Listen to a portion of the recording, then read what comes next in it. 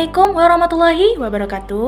Halo semua, perkenalkan nama saya Khonita Nabila Ain Mardia dari kelas 3A Prodi Akuntansi dengan NIM 024. Nah, pasti kita sudah tidak asing kan ya sama yang namanya artikel?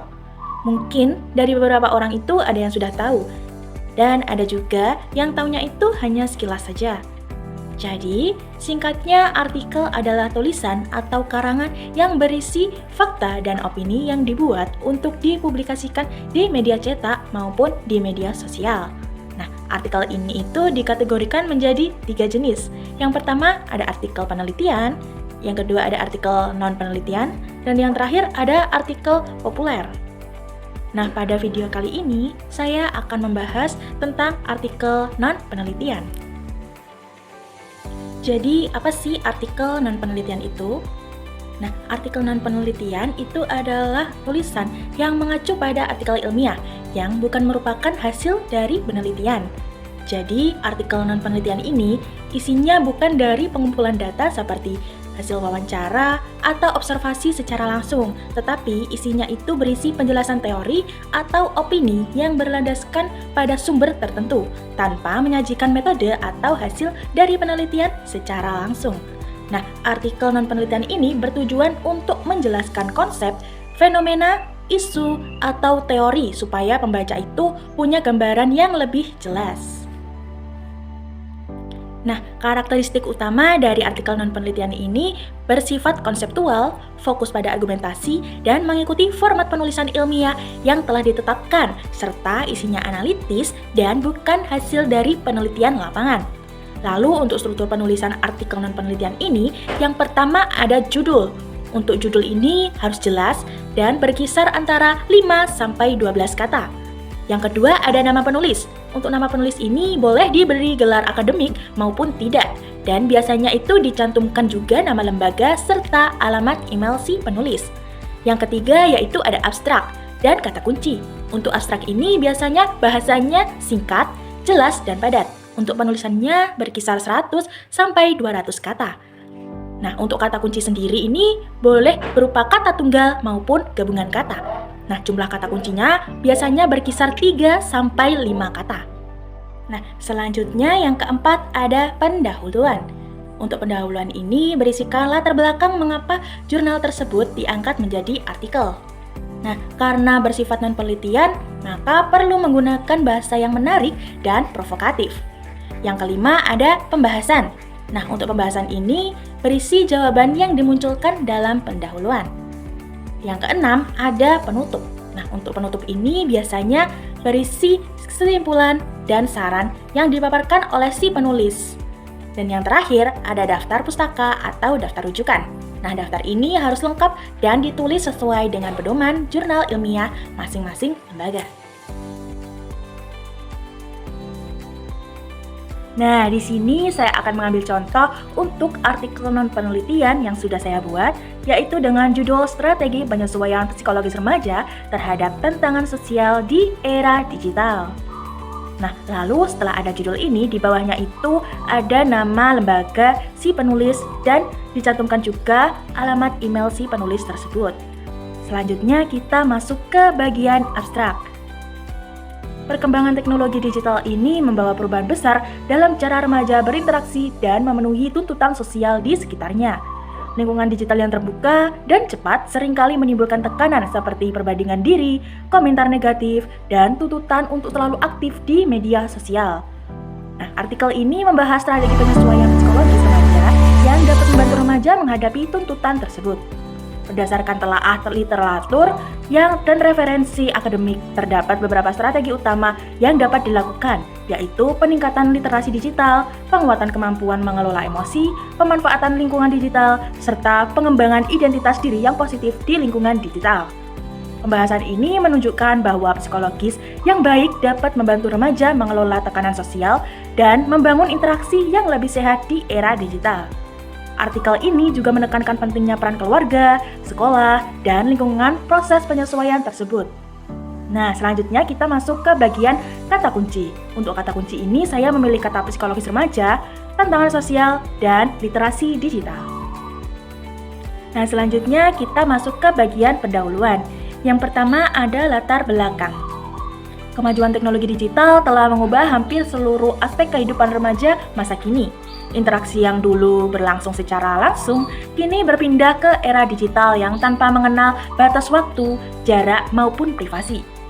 Remaja dituntut untuk hadir menampilkan diri dan mengikuti perubahan sosial yang bergerak sangat cepat. Dalam kondisi ini, identitas dan harga diri tidak lagi sekedar dibentuk melalui pengalaman sehari-hari, tetapi juga melalui respon, penilaian, dan ekspektasi yang muncul di media sosial. Media sosial bukan lagi sekedar sarana komunikasi, tetapi telah menjadi ruang pembentukan citra diri, arena kompetensi sosial, bahkan sumber tekanan yang tidak selalu disadari oleh penggunanya. Dalam konteks ini, remaja menghadapi tantangan sosial digital yang nyata dan kompleks. Nasution Susilo, Tengku, dan Ariska pada tahun 2023 menyatakan bahwa fenomena kecanduan, media sosial, serta ekspektasi ekstensi daring telah mengganggu kesejahteraan psikologis remaja. Kusuma dan Khadijah pada tahun 2023 menambahkan bahwa intensitas penggunaan media sosial berkorelasi dengan penurunan kontrol diri, serta kecenderungan kecemasan sosial. Fenomena ini menunjukkan bahwa kemampuan penyesuaian psikologis tidak lagi dapat dianggap sebagai proses alami yang berkembang seiring usia, melainkan sebagai keterampilan yang harus diasah secara sadar. Remaja bukan hanya belajar memahami siapa diri mereka, tetapi juga belajar bertahan dalam lingkungan digital yang bergerak cepat, penuh tuntutan, dan seringkali tidak memberikan ruang aman untuk kegagalan. Kondisi ini mendorong perlunya strategi penyesuaian yang tidak sekedar menenangkan gejala stres sesaat, melainkan membangun ketahanan psikologis jangka panjang. Yang kedua, ada rumusan masalah. Berdasarkan latar belakang di atas, rumusan masalah dalam artikel ini adalah sebagai berikut. Yang pertama, apa saja bentuk tantangan sosial digital yang dialami remaja di era digital? Yang kedua, bagaimana proses penyesuaian psikologis remaja dalam menghadapi tekanan sosial digital? Dan yang ketiga, strategi pengelolaan stres, apa yang dapat digunakan remaja untuk menavigasi tantangan sosial digital secara sehat dan adaptif? Nah, yang ketiga ada tujuan. Tujuan dari penulisan artikel non-penelitian ini adalah untuk yang pertama, menyampaikan gambaran mengenai tantangan sosial yang dialami remaja di era digital. Yang kedua, memberikan wawasan kepada pembaca tentang proses penyesuaian psikologis remaja. Yang ketiga, menginformasikan strategi yang dapat membantu remaja menghadapi tekanan sosial digital. Dan yang terakhir, menguatkan kesadaran pembaca akan pentingnya dukungan lingkungan bagi kesehatan mental remaja. Ada pembahasan. Perubahan cepat di era digital ini telah membawa konsekuensi psikologis yang signifikan pada remaja masa kini. Berdasarkan literatur yang telah ditelaah, terdapat beberapa strategi penting yang dapat membantu remaja menanggung dan mengelola tekanan secara sehat. Nah, yang pertama ada pengaruh tantangan era digital terhadap perkembangan sosial digital. Interaksi dalam ruang digital telah memunculkan risiko psikologis yang tidak bisa diabaikan. Dalam studi literatur kesehatan mental remaja dan tantangan sosial digital, Nasution dan kawan-kawan pada tahun 2023 menyimpulkan bahwa ekspektasi sosial yang dibentuk oleh media digital menjadi sumber stres utama bagi para remaja.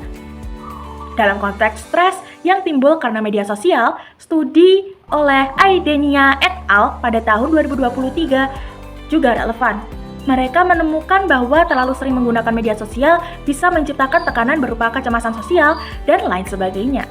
Nah, hal ini menggambarkan bahwa beban sosial digital bukan sekedar konsekuensi dari terlalu banyak online, tetapi juga bagaimana mereka berinteraksi yang dilakukan dan dirasakan secara psikologis.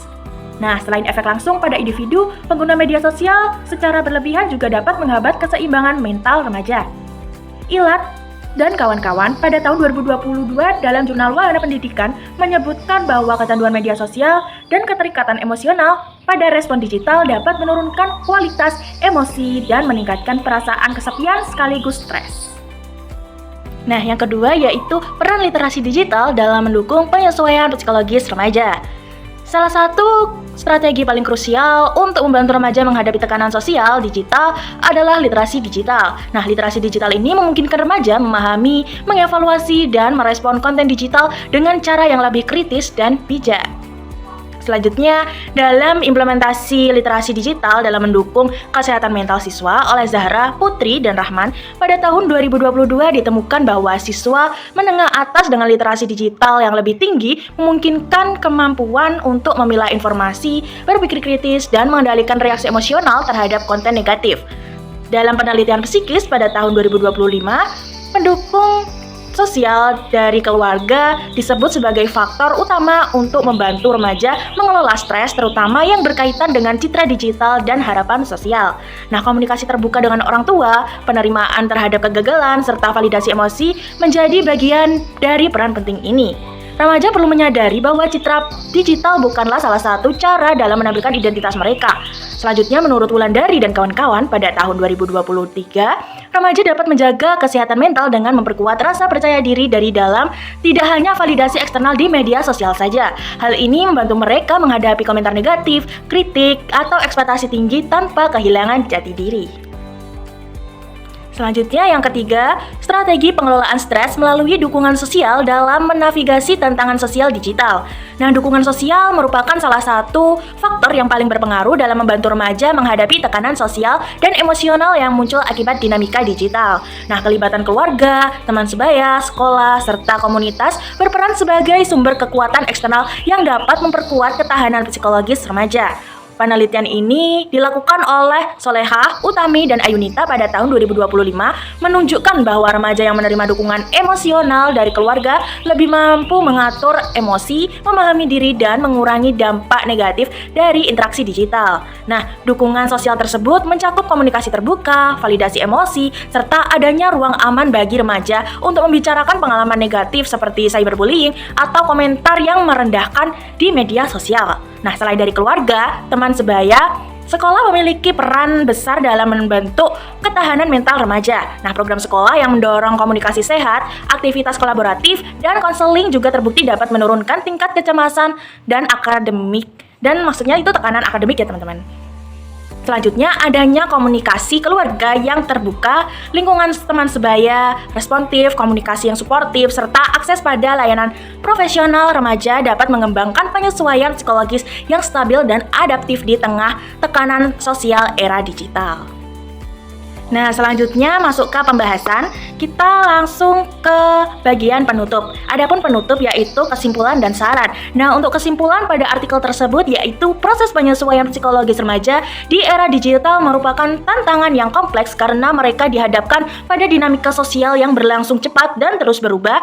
Nah, tekanan seperti perbandingan diri, ekspektasi penampilan digital, serta kecemasan akibat interaksi daring menjadi faktor yang dapat mempengaruhi stabilitas emosional dan perkembangan psikologis remaja. Nah, literasi digital berperan penting dalam membekali remaja dengan kemampuan berpikir kritis terhadap konten digital, sehingga mereka dapat memilah informasi, menghindari pengaruh negatif, serta memahami risiko interaksi digital. Dukungan sosial dari keluarga, teman sebaya, sekolah, dan komunitas juga menjadi faktor yang sangat menentukan dalam proses adaptasi psikologis. Selanjutnya, untuk saran, remaja diharapkan meningkatkan literasi digital, mengelola waktu penggunaan media sosial, serta mengembangkan keterampilan regulasi emosi. Nah, remaja juga perlu berani mencari dukungan dari keluarga, teman, atau konselor ketika menghadapi tekanan sosial digital yang berat. Lalu yang terakhir ada daftar pustaka. Nah, untuk daftar pustaka ini sebenarnya ada lumayan banyak, tapi di sini saya akan menyebutkan 3 saja sebagai contoh. Nah, yang pertama ada dari Fauzia, N kedokteran, dan Rosyadi, M pada tahun 2022 tentang strategi remaja menghadapi kecemasan sosial akibat media sosial pada jurnal psikologi klinis. Dan yang kedua ada Ilat, M dan kawan-kawan pada tahun 2022 dari jurnal dengan kecanduan media sosial dan dampaknya terhadap keseimbangan emosi remaja. Dan yang terakhir ada dari Nasution, Susilo, Tengku, dan Ariska pada tahun 2023 tentang kesehatan mental remaja dan tantangan sosial digital pada jurnal kesehatan terapan. Nah, mungkin segitu dulu ya teman-teman yang bisa saya bahas. Semoga pada video kali ini dapat bermanfaat bagi kita semua. Dan mohon maaf bila ada salah. Wassalamualaikum warahmatullahi wabarakatuh.